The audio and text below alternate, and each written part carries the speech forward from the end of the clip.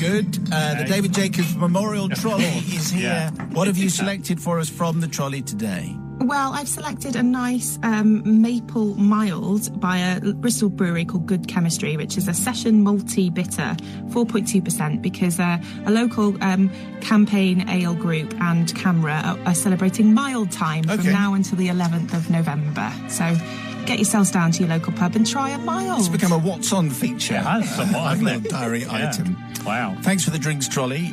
Today's confession and smart speaker goes to Marcus. Marcus, thank you, Father Simon and the Collective of Forgiveness. My confession takes us back to the 1980s, a decade of questionable hairstyles and fashion. At the time, we loved the shoulder pads, the power suits, the spandex leggings, the leg warmers, the gold lame jackets, or the gold lame jackets, as it says here, and voluminous trousers, though not, obviously, all at the same time. I don't think I had spandex leggings myself, but maybe next week. The local youth club had organised a trip to Thorpe Park, where rides of the time included the timeless teacup ride, the Helter Skelter, and a single roller coaster, Space Station Zero. White knuckle rides were a thing for the future, so we had to make do with what was at hand. The first thing we came across was the trad Helter Skelter. The queue was long, and boredom soon ensued. No phones to entertain us in those days, so we were forced to come up with our own entertainment. Because you can't just stand there and not get up to something, can you? If there'd been a busker or a conjurer, maybe we'd have been okay. A juggler would have been good, or an escapologist. Escapologist? We could have sung songs, I suppose, but we didn't think of that. Anyway, we'd all eaten our packed lunches of soggy sandwiches and packets of scampi fries, and then I think we had a bottle of Cresta or cream soda to wash it all down. Yeah. Anyway, there was basically nothing to do. We were super bored. They didn't say in the 80s. No. As the queue moved slowly, it became apparent that someone had dropped a very large tube of red paint on the floor, presumably someone from park maintenance. Teens were lining up to flick small amounts from its nozzle. This seemed to me a bit feeble and wet. So rather than pushing the tube around, I had a better idea. I put it on the ground, and I jumped as high as I could and landed squarely on this very large tube of red paint, rightly securing my place as champion squeezer. As a jet, a torrent of red paint flew from the now exploded tube. This result was beyond my wildest expectations. I expected a few drops or a little squirt, not the fast-flying torrent that I got. Alas, my glee was short-lived. 2 torrents in a paragraph, sorry about that. Alas, my glee, says Marcus. Alas, my glee was short-lived. Standing in front of the tube was a poor lad in white jeans, whose face now turned the same red as the paint as he looked down to see his once pristine jeans were now covered in red paint. It was like a scene from a 70s slasher movie that I hadn't seen yet.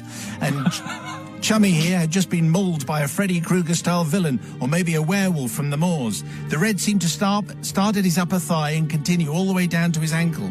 Now, you might think, as we did, what kind of idiot wears white jeans to a theme park? If you're in ABC, you happen to be Martin Fry, or in Duran Duran and were called Simon Le Bon, you might get away with it. But anyone else, no, don't bother. Now, you also might think that I need White Trouser Boy's forgiveness for this, because now I'm older and I've had time to dwell on my acts. But no. You see, he had only taken what turned out to be half of the paint. The rest, it seems, had landed on some of the helter-skelter mats that lay strewn casually around us. You see, the mats were the familiar doormat style, but painted red. So therefore I have to seek forgiveness from the dozens and dozens of people who used the Helter Skelter that morning. Anyone who used it ended up with red stains on their bottoms, which, when you think about it, is never a good look. No, it's not. I also seek forgiveness from the park for no doubt many complaints that were received that day. If it's any consolation, says Marcus, I spent the remainder of the day hiding from anyone in white jeans, and let me tell you that at that time, there were absolutely loads of them.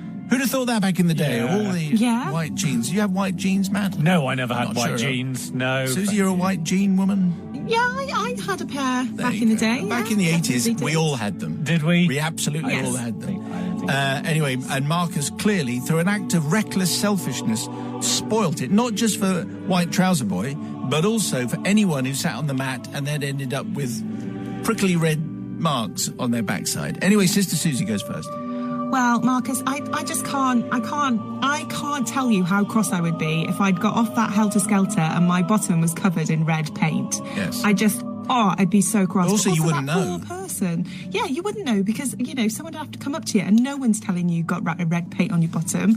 And that poor man in those jeans, covered in red paint, and you didn't ask for forgiveness from him. You didn't care about him. No. I'm sorry. No, I can't forgive you. I think there is some merit in don't wear white jeans to a theme park. I suspect that might be a line taken up now there by a brother from another gutter. Well, I don't wear white trousers at all. A little too it's fashion.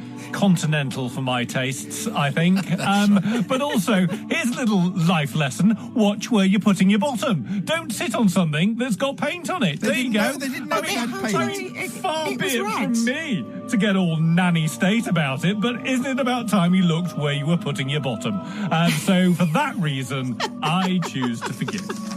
Okay, well, some interesting reasoning there. Yeah, very